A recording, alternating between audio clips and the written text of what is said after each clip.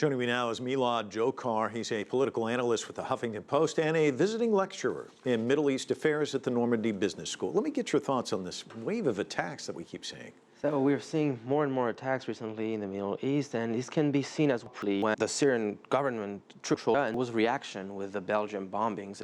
So this is happening again when Fallujah was taken last week in Iraq, and as a reaction we can see also that you have more massive bombings that takes place, and it's taking place throughout different places in the region, and it's spilling over the region.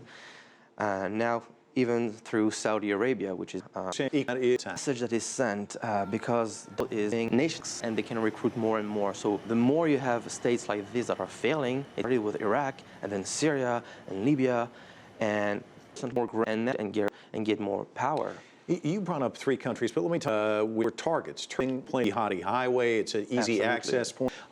And then Saudi Arabia, and just this weekend, ironically, there was an op-ed piece by Nick Kristof in the New York Times under the heading, "The Terrorists Saudis Cultivate in Peaceful Countries." And of course, WikiLeaks, back in 2009, releasing that memo from then Secretary of State Hillary Clinton complaining about the Saudi government and money going towards terrorists, and that Riyadh wasn't doing anything to stop it. So my question to you is, these two countries, are we likely to see changes in those countries that perhaps could stop or blunt some of the attacks? Well, to fight terrorism like this, there needs to be coordinated efforts. And right now, we see that there are two coalitions, with the United States-led coalition, and on the other hand, Russia, Iran, Syria, and Iraq coalition. They need to combine effort. And one of the first points was the Turkey-Russia talks, in which there could maybe be some sort of coordination. So that could lead to some changes when it comes to military strikes. Saudi Arabia is playing a different game that is mostly to counter the return of Iran on the regional stage. After the nuclear deal, sanctions against Iran has been lifted, and the lifting of sanctions brings Iran back to its natural position, which creates fears for Saudi Arabia.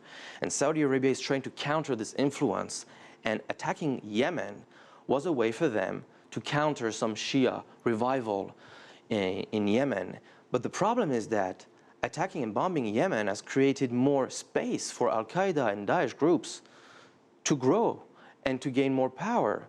So this strategy of Saudi Arabia needs to change, and it needs to reevaluate its foreign policy in order to be playing the game of the international community, which has its #1 priority to stop Daesh. So Daesh must be the priority of the Saudi government. Do attacks like this, are they a wake-up call? Can they change? If we take a look at France, for example, the first priority for France was to get rid of Bashar al-Assad. And then November 13, terrorist attack took place. And France has changed, has modified its trajectory when it comes to its foreign policy. And the #1 priority was not to get rid of Assad anymore, but it was to fight and eliminate Daesh. When nation states realize that they have a common threat, then they come to the negotiating table, as it is the case for Syria with the International Syria Support Group, in which all the major countries are involved, and they agree that they need to rebuild the stability and the solidity of the Syrian state, because whenever such states are weakened, it gives space for Daesh to grow. And the weakening can no longer happen, and this is why they need to come back to new institution, new elections, to be able to be back to a solid state. I heard an Italian diplomat today say that intelligence communities need to share information. They need to work more closely. This needs to be a global effort to stop Daesh. But we just don't see that. Is that going to happen? Right. Well, there have been some new steps. For example, after the nuclear deal, Iran was finally included in the talks. And when we take a look at the Middle East, Iran is the heavyweight of the region. How can we exclude such a key player from the talks to solve the regional crisis? It is simply not possible.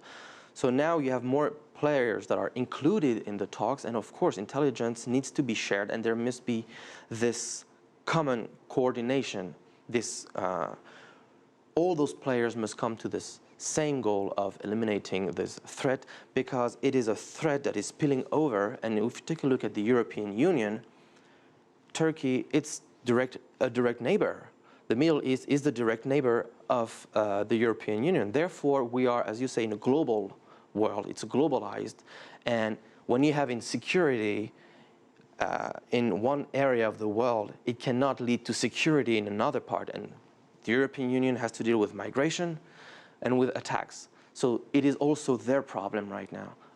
It's a problem that's just about everywhere. Milad Jokar, thanks so much for your time. Thank you very much for Appreciate having it. me.